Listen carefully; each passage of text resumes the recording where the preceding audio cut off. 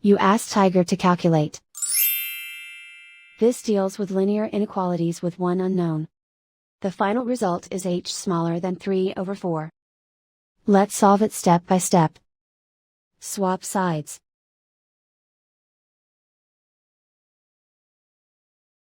Group all constants on the right side of the inequality. Subtract 3 from both sides.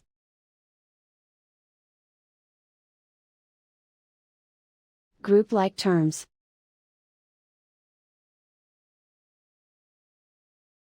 Simplify the arithmetic.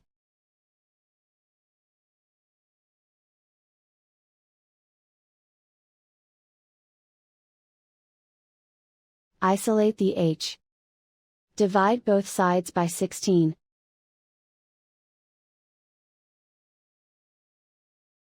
Simplify the fraction.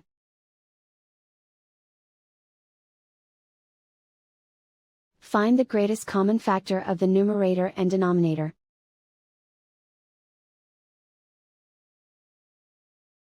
Factor out and cancel the greatest common factor.